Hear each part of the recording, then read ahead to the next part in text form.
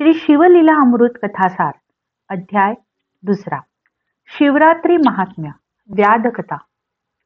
श्री गणेशाय नमः. श्रोते हो, जो मनुष्य सदैव शिवस्मरण करतो त्याला भुक्ती मुक्तीची प्राप्ती होते. त्याचे सर्वोतपरी कल्याण होते. सर्व प्रकारची संकटे नाहीशी होतात.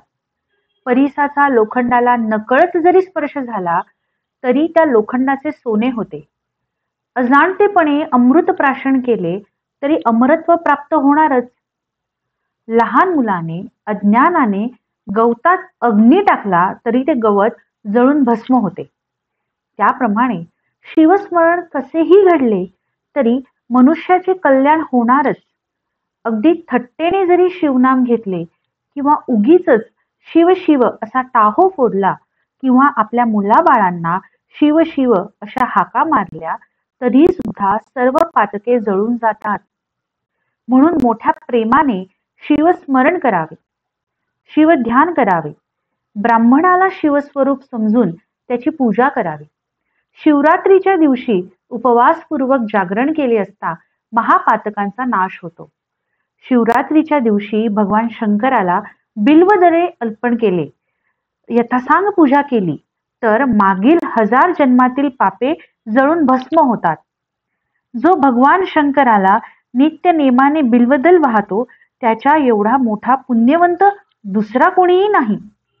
अशा पुण्यवंताच्या दर्शनाने इतर लोक उद्धळून जातात. प्रातःकाली शिवदर्शन घेतले असता रात्री घडलेले पाप जळून जाते. माध्यान्हकाळी शिवदर्शन घेतले असता पूर्वजन्मातील सर्व पापे जळून जातात. संध्याकाळी शिवदर्शन घेतल्याने 7 जन्मांची पापे जळून भस्म होतात. शिवरात्रीचे महात्म्य सहस्त्र मुखांचा शेषही वर्णन करू शकत नाही. सर्व पर्व काळात शिवरात्री पर्वकाळ श्रेष्ठ आहे. या पुण्यदिनी उपवास, जागरण, त्रिकाल शिवपूजा, रुद्रघोष केला तर त्या पुण्याला गणतीच नाही. म्हणून तर वसिष्ठ, विश्वामित्रादी ऋषीमुनी, देव, गंधर्व, किन्नर, सिद्धचारण, विद्याधर इत्यादी सर्वजण मोठ्या भक्तिभावाने शिवरात्री व्रत करतात. याविषयी पुराणकार सुतांनी शौनकादी ऋषींना एक कथा सांगितली. ती अशी. हा खूप वर्षांपूर्वी विंध्य पर्वतात एक व्याध शिकारी राहत होता. जंगलातील पशुपक्ष्यांना ठार मारून आपली उपजीविका करणे एवढेच त्याला माहीत होते. रोजच्या रोज शिकारीच्या नावाखाली निष्पाप प्राण्यांची हत्या करून तो किती पापे करीत होता याची त्याला काहीही जाणीव नव्हती. तो माघ महिना होता. कडाक्याची थंडी होती. थंड वारा अंगाला झोंबत होता. पण त्या व्याध्याला शिकार करण्याशिवाय गत्यंतर नव्हते. पोटाची खळगी तर भरली पाहिजे. मग काय करणार? तो व्याध धनुष्य, बाण व जाळे घेऊन शिकार करण्यासाठी एका वनात गेला. तेथे शिकार शोधण्यासाठी फिरता फिरता तो एका शिवमंदिराजवळ आला. ते शिवमंदिर मोठे भव्य, दिव्य, विशाल होते. त्या दिवशी शिवरात्र होती. त्यामुळे शिवमंदिरात लोकांची खूप गर्दी जमली होती. सगळे लोक शिवनामाचा जयघोष करीत होते.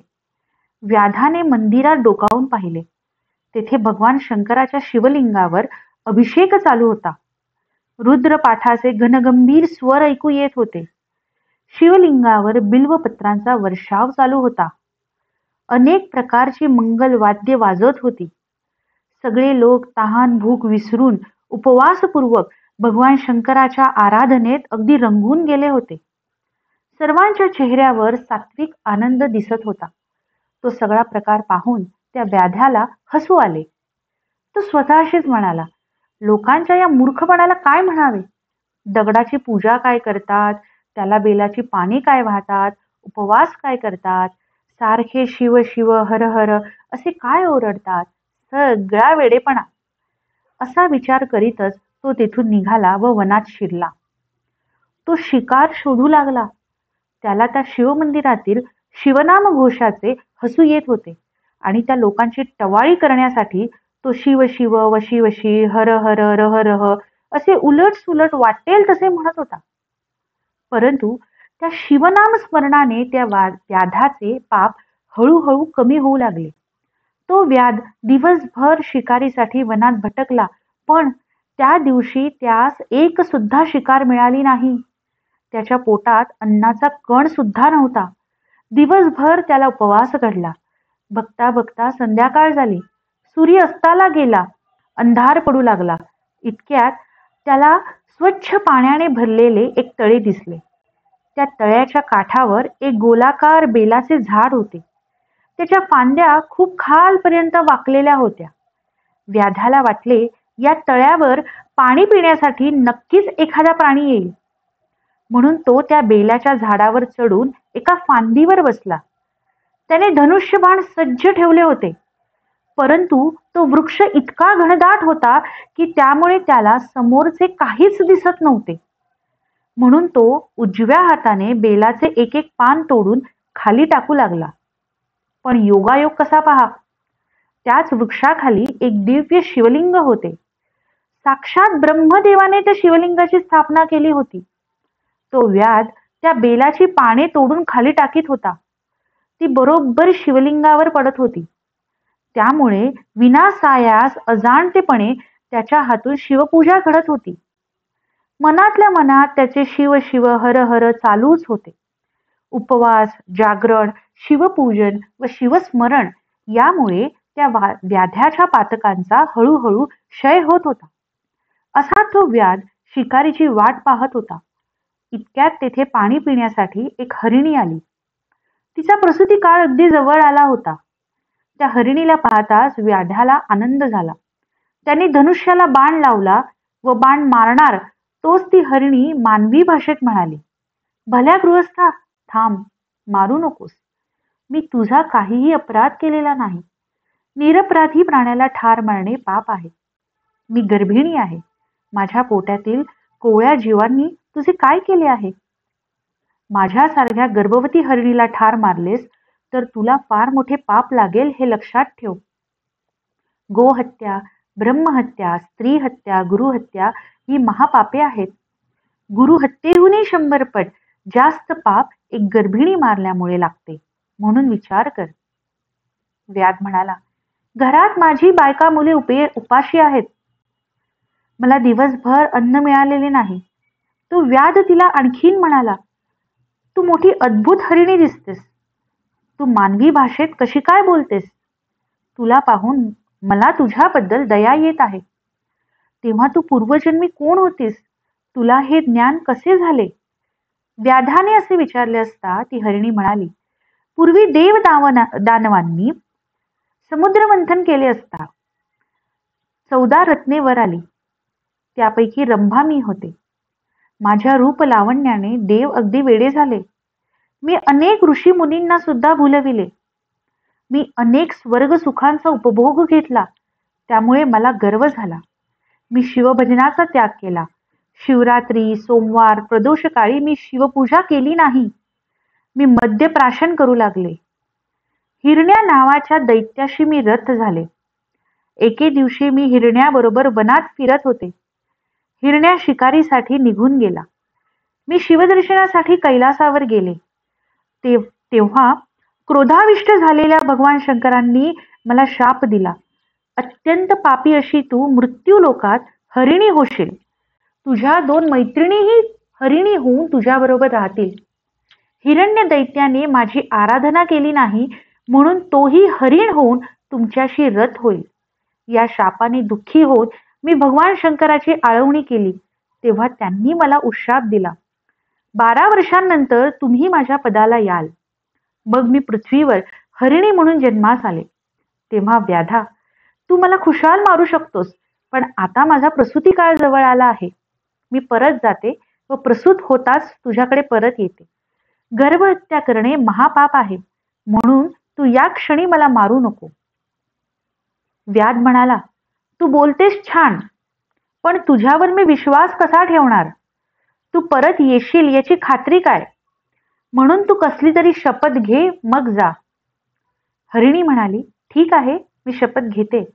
ऐक, जर मी कबूल केल्याप्रमाणे परत आले नाही तर जो ब्राह्मण कुळात जन्मास येऊनही नित्य स्नान संध्या करत नाही, वेदाध्यान करीत नाही, विद्येची विक्री करतो, ज्याला भजन पूजन आवडत नाही, अशा गोष्टीमुळे त्याला लागणारे पाप माझ्या माथी बसेल.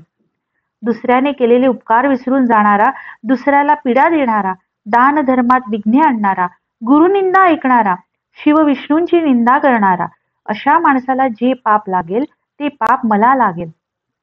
मंदिरात स्त्रीचा उपभोग घेतो, तो पुढील जन्मी नपुंसक म्हणून जन्मास येतो, तो दोषही मला लागेल. आपल्याला माहीत असलेली विद्या जो शिष्याला देत नाही, तो पुढील जन्मी पिंगळा होतो. जो राजा प्रजेला पीडा देतो, तो वाघ किंवा सर्प होतो. जो साधू संतांचा छळ करतो, त्याचा निर्वंश होतो. आपला पती कुरूप आहे म्हणून त्याचा त्याग करणारी स्त्री बालविधवा होते. ज्या स्त्रिया आपल्या पतीचा अपमान करतात, त्या दासी किंवा कुलटा होतात. आपल्या धन्याशी द्रोह करणारा कुत्रा होतो. सेवकाची सेवा घेऊन त्याला जो वेतन देत नाही, तो पुढील जन्मी भिकारी होऊन दारोदार भीक मागत फिरतो. जे जारण मारण करतात ते भूत पिशाच्च होतात. जे देवाच्या दिव्यातील तेल चोरतात ते निपुत्रिक होतात. ज्या स्त्रिया स्वयंपाक करताना अन्नाची चोरी करतात, त्यांना पुढील जन्मी मांजरीचा जन्म घ्यावा लागतो. जे आई वडिलांना पीडा देतात ते माकड होतात. सासू सासऱ्यांचा छळ करणाऱ्या स्त्रीची मुले जगत नाहीत. ती हरिणी व्याधाला म्हणाली, मी घरी जाऊन परत आले नाही तर ही सर्व पापे मला लागतील. जगातील सर्व महापातकांची मी धनी होईन, अशी मी शपथ घेते. आता मला जाण्याची परवानगी दे. ती हरिणी असे म्हणाली असता व्याध तिला म्हणाला, तू आता परत जा व रात्र संपताच लवकर परत ये. व्याध्याच्या त्या बोलण्याने हरिणी आनंदित झाली. तू थोर पुण्यवंत आहेस, तू शिवपदाला जाशील, असे म्हणून ती अरण्यात निघून गेली. ती हरिणी निघून गेल्यावर व्याधाने पुन्हा बिल्वत पत्रे तोडून टाकण्यास सुरुवात केली. मनातल्या मनात शिव शिव हर हर चालूच होते. रात्रीचे 2 प्रहर झाले होते. ती दुसरी पूजा समजून भगवान शिवाच्या कृपेने त्या व्याध्याच्या 7 जन्मातील अर्धी पापे नष्ट झाली.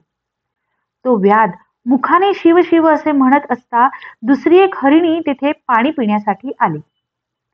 त्या हरिणीला व्याध बाण मारणार तोच ती म्हणाली, व्याधा थांब, माझा पती घरी माझी वाट पाहत आहे. मी पती सहवासासाठी आतुर झाले आहे.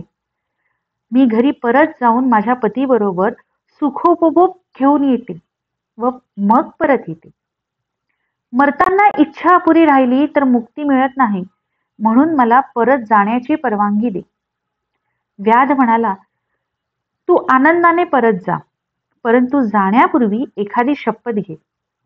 हरिणी म्हणाली, तुला परत येण्याचे वचन देऊन जर मी परत आले नाही तर जगातील सर्व पातके मला लागतील. जो मनुष्य तळी, विहिरी, मंदिरे यांची मोडतोड करतो, याबद्दल त्याला जी पापे लागतील ती सर्व माझ्या माथी पडतील. वेदशास्त्राची जो निंदा करतो, संत भक्तांचा द्वेष करतो, हरिहर चरित्रांचा जो त्याग करतो, त्याची सर्व पापे मला लागतील. आपल्या पतीचा त्याग करून जी स्त्री परपुरुषाकडे जाते, तिचे पाप मला लागेल. मुलगा आणि सून चांगली वागत असताना त्यांना जे पीडा देतात, ते पुढील जन्मी कुरूप होतात व अन्नासाठी भिक्षा मागत फिरतात. आपल्या गुरुचे जे उणेदुणे ऐकतात, त्यांची संपत्ती नष्ट होते. जे वाटसरूंची वस्त्रे हिरवून घेतात, त्यांना प्रेत वस्त्रे पांघरावी लागतात. स्वतःला तपस्वी समजून जे अनाचार करतात, ते पुढील जन्मी सुरवंट होतात. धन्याची सेवा न करणारी दासी मगरी म्हणून जन्मास येते. जो ब्राह्मण दारूची विक्री करतो, स्वतः मद्यपान करतो, ब्राह्मणांचा छळ करतो, तो पुढील जन्मी ब्रह्मराक्षस होतो. दुसऱ्याने केलेल्या उपकाराची जो आठवण ठेवत नाही, तो जंत होतो. जो श्राद्धाच्या दिवशी स्त्रीचा उपभोग घेतो, तो कुत्रा किंवा डुक्कर होतो. जो खोटी साक्ष देतो, त्यांचे पूर्वज नरकात जातात. जो 2 बायका करून त्यातील एकीवरच प्रेम करतो, तो कुत्र्याच्या शरीरावरील गोचिडी होतो. जो पाणी कोंडून ठेवतो, त्याच्या मलमूत्राचा निरोध होतो. ग्रहणकाळी जो भोजन करतो, त्याला पित्तरोग होतो. दुसऱ्याची मुले पळवून नेऊन विक्री करणारा कुष्ठरोगी होतो. जी स्त्री गर्भपात करते ती पुढील जन्मी वंध्या होते. ब्राह्मणाच्या अन्नाचा अपहार करण्याचा वंश वाढत नाही. गुरु, संत, आई वडील यांची निंदा नालस्ती करणाऱ्यांची वाचा जाते. मंदिरातील पवित्र वृक्ष तोडणारा पांगळा होतो. जो सुटकं अन्न खातो त्याला उदर रोग होतो. जो मनुष्य ब्राह्मणाचे ऋण फेडत नाही त्याच्या पिता त्याच्या बालपणी मृत्यू पावतो. जो ब्राह्मणाला दान देतो असे म्हणून देत नाही त्याला अन्नान्न दशा येते. जो पवित्र ग्रंथांचे श्रवण करीत नाही तो जन्मोजन्मी बहिरा होतो. जो मात्या पित्याला पीडा देतो त्याच्या कार्याचा नाश होतो. जो मुक्या प्राण्यांना गवत पाणी न देऊन मारतो त्याची प्रजा मुकी होते. जो परस्त्रीची अभिलाषा धरतो त्याच्या पुढील जन्मी अत्यंत कुरूप व तोंडाळ बायको मिळते. जो सूर्याकडे तोंड करून लघवी करतो त्याचे लहानपणीच सर्व दात पडतात. डोक्याचे केस पांढरे होतात. आपल्या मृत बालकासाठी शोक करणाऱ्याला जे कुचेष्टेने हसतात ते निपुत्रिक होतात. हरिणी म्हणाली, व्याधा, तुला वचन देऊन मी परत आले नाही तर या सर्व पापांसह जगातील सर्व महापापे माझ्या डोक्यावर बसतील. व्याध्याने तिला जाण्याची परवानगी देताच ती हरिणी पाणी पिऊन निघून गेली. थोड्या वेळाने तेथे एक हरिण आला.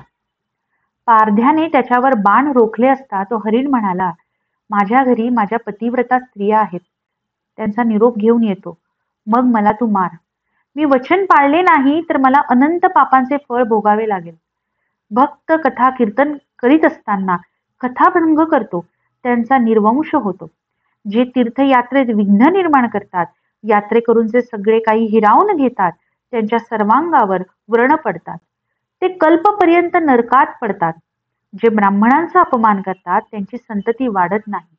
एकादशी, शिवरात्र या दिवशी जे उपोषण करत नाहीत त्यांचे हातपाय क्षीण होतात. जे शिवविष्णूंच्या प्रतिमा फोडतात ते नरकात पडतात. मातृद्रोही व्याधीग्रस्त होतो. पितृद्रोही पिशाच्च होतो. गुरुद्रोही अचानक मरतो व भूत पिशाच्च होतो.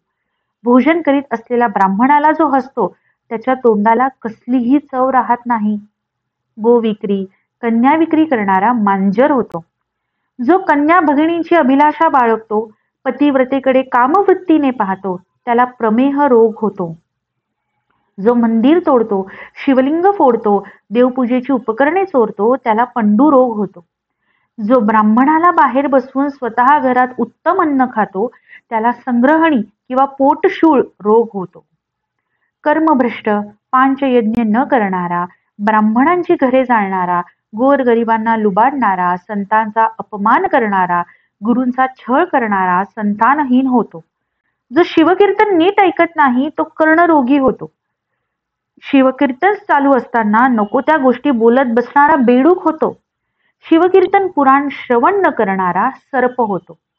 हरिण म्हणाला, व्याधा, तुला वचन देऊन मी परत आले नाही तर या सर्व पातकांचा मी धनी होईल. व्याधाची परवानगी मिळताच तो हरिण पाणी पिऊन निघून गेला. त्या पारध्याच्या डोळ्यातून अश्रू वाहू लागले. बिल्वपत्रे खुडून टाकीत असता तो शिवनामाचा घोष करू लागला. 4 प्रहराच्या पूजनाने व उपाशी पोटी झालेल्या जागरणाने त्या व्याध्याच्या मागील 7 जन्मातील पातकांचे भस्म झाले. इतक्यात रात्र संपून सूर्योदय झाला आणि त्याच वेळी तिसरी हरिणी तेथे आली. व्याध्याला पाहून ती म्हणाली, मला मारू नको, माझी बाळे घरी आहेत. मी त्यांना स्तनपान देऊन परत येते, मग तू मला मार. कंठ दाटून आलेल्या व्याध्याने परवानगी देताच ती हरिणी पाणी पिऊन परत गेली. मोठी हरिणी प्रसूत झाली. दुसऱ्या हरिणीने आपल्या पतीला आनंदित केले. तिसरीने आपल्या पाडसांना पाजले. मग तो हरिण सर्वांना म्हणाला, चला आपण व्याध्याकडे जाऊ. तो हरिण, तिन्ही हरिणी व पाडसांसह त्या व्याध्याकडे आला. तो हरिण व्याध्याला म्हणाला, मला प्रथम मार.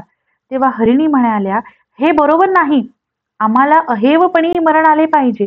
तेव्हा पाडसे म्हणाली, व्याध्या, आम्हालाच अगोदर मार. अशा प्रकारे मरणासाठी त्यांच्यात चढाओढ लागलेली पाहून त्या व्याध्याचे हृदय भरून आले. त्याच्या डोळ्यातून अश्रू वाहू लागले. त्याने धनुष्य बाण फेकून दिले. तो झाडावरून खाली उतरला व त्या हरिणांच्या पाया पडून म्हणाला, आज तुमच्यामुळे मी धन्य झालो.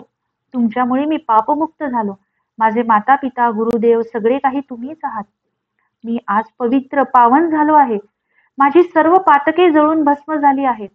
हा सगळा संसार खोटा आहे. ही सगळी माया आहे. मला आता कशाचीच इच्छा नाही. मला आता भगवान शंकराचे चरण कधी पाहीन असे झाले आहे. तो व्याध असे बोलत असतानाच तेथे कैलासाहून दिव्य विमान आले. त्यात शिवगण बसले होते. दिव्य वाद्य वाजत होती. किन्नर गायन करीत होते. त्या क्षणी त्या हरिणांना दिव्य देह प्राप्त झाले. व्याध्यालाही दिव्य देह प्राप्त झाला. शिवगणांनी त्या सर्वांना विमानात बसवून शिवलोकाला गेले. सर्व देव त्या व्याध्याची स्तुती करीत होते. व्याध्याला शिवपद प्राप्त झाले. त्या हरिणांना तारामंडळात स्थान प्राप्त झाले. आजही आकाशात लोकांना त्यांचे दर्शन होते. मृग नक्षत्र आणि व्याध असे आहे हे शिवरात्री महात्म्य. याच्या नित्य श्रवणाने सर्व पातके जळून भस्म होतात. याचे सावध चित्ताने पठण करणारे खरोखर पुण्यशील होत. सज्जन श्रोत्यांनी या शिवलीला अमृताचे नित्य प्राशन करावे. जे दुष्ट निंदक आहेत त्यांना हे कधीही प्राप्त होणार नाही. स्कंद पुराणाच्या ब्रह्मोत्तर खंडातील श्री शिवलीला अमृत ग्रंथाचा 2रा अध्याय समाप्त. श्री सांब सदा शिवार्पणस्तु. शुभम भवतु. ओम नमः शिवाय.